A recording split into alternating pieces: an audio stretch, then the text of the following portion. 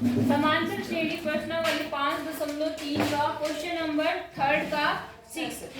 तुम्हें थोड़ी दिक्कत आ रही है तो देख लो कैसे करना है।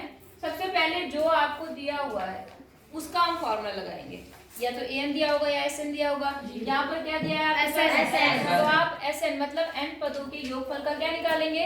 लगाएंगे फॉर्मूला। ठीक है, तो आपको पता है S N is equal to n/2 2a n-1d।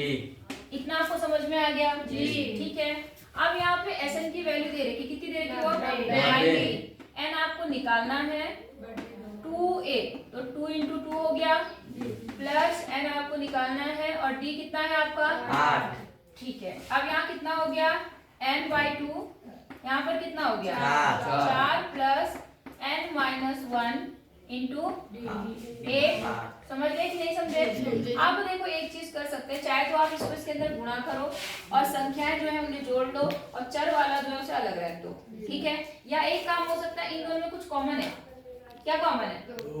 4 common है, लेकिन 4 लेके फायदा है, 4 लेके फायदा, 4 ले लो कॉमन। तो देखो यहाँ पे कितना आ गया? n/2, यहाँ से कितना कॉमन आ गया? 4। तो यहाँ कितना बचा? 0 नहीं बचा, 1 बचा, प्लस n-1 और 4 दूनी कितना बचा? 2। यहाँ तक समझ में आया? अब देखो यहाँ पे कितना है? 90, इससे क्या हो गया? कट गया। यहाँ 2n आ गया, कितना आ गया? 2n और यहाँ कितना आ गया? 1 प्लस, अब मैं थोड़ा ब्रैकेट भी खोल रही हूँ, इसको इससे मल्टीप्लाई फिर इससे मल्टीप्लाई, तो 2n-2। यहाँ तक समझ में आया? अब ये 2 देखो ये n के साथ मल्टीप्लाई में इधर क्या होगा? डिवाइड में हो जाएगा, तो यहाँ पे कितना बन जाएगा? 90/2 कितना बनेगा? 45 बराबर कितना बचा वहाँ पर? n। अब ब्रैकेट को थोड़ा सॉल्व करते हैं। देखो 2n अकेला है, n और कोई नहीं है, तो 2n ऐसे आ गया आपका, और यहाँ है कितना? -2 और यहाँ पर 1, कितना आएगा? माइनस का 1। यहाँ तक समझ में आ गया होगा आपको? अब आप क्या काम करेंगे, इस n से अंदर क्या करेंगे? मल्टीप्लाई करेंगे। ठीक है, तो यहाँ पर कितना n बन गया? 2n² minus 45। हाँ या ना? अब आपने क्या देखा, ये जो है ये इसको आप एक काम करो, एक ही साइड कर लो, तब आपकी द्विघात समीकरण बन जाएगी। क्या बन जाएगी?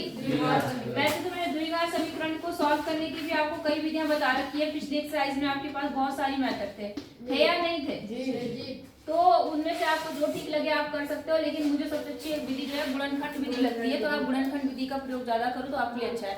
वो आपकी मर्जी है, मैं ऐसा नहीं कह रही कि वो जो भी, अगर आपको यहाँ पे ऐसे नहीं आ रहा तो आप क्या काम कर सकते हो, रफ में श्रीधराचार्य वाला विधि अपना लो, या जो विधि आपको अच्छी लगती है। सबसे अच्छी आपको वही लग रही थी उस समय, तो आपको जो भी ठीक लग रही है ना, हाँ जैसे अच्छी लगे। अब मैंने गुणनखंड विधि का बताया क्या तरीका था कि पहले आप द्विघात जिसकी है उसके सामने का गुणांक लेंगे और अचर पद का गुणांक लेंगे, तो इनको इनका यहाँ कितना है? 2। यहाँ कितना है? 45। कितना बन गया? 90। कितना बन गया? 90। अब 90 के पहले हम फैक्टर करते हैं, तो यहाँ पर कितना आ गया? 45। अभी 3 से कटेगा, 3 ही कम 3 बचे 15, फिर 3 से कटेगा और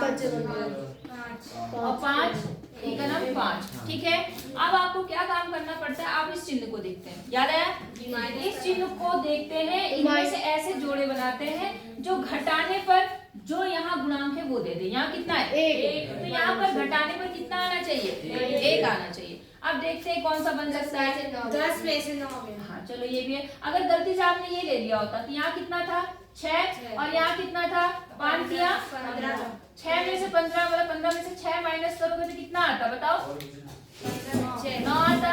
तो ये तो नहीं चलता हमारा। तो आपने जो बताया वो है, आपको सारे जोड़े ट्राई करने पड़ेंगे। यहाँ तो आपने एकदम से बता दिया, जहाँ नहीं आएगा वहाँ सारे ट्राई करना। तो यहाँ क्या बना? 5 दूनी 10 माइनस 9। ठीक है, जब तक आपको एक्यूरेट नहीं मिलेगा तब तक आप देखते रहेंगे। ठीक है, अब मैं इसको लिख सकती हूँ 2n² माइनस 10n माइनस कितना? 9n, और यहाँ पर कितना आ गया? माइनस बराबर 0। समझ में आया? अब आपको क्या काम करना है, क्योंकि ब्रैकेट ओपन करना है और ब्रैकेट से पहले कौन सा चिन्ह है? माइनस। अंदर के चिन्ह बदल जाएंगे, बदल दो। यहाँ पे 10n हो गया और यहाँ पर माइनस माइनस प्लस और यहाँ पर इतना। बोलो बात समझ में आ गई? कॉमन लेना वैसे आपको आता होगा, लेकिन अगर आपको नहीं आ रहा है अभी भी तो मैंने कहा था इनके छोटे छोटे टुकड़े कर लें। लेना, उससे ज्यादा आसान हो जाएगा।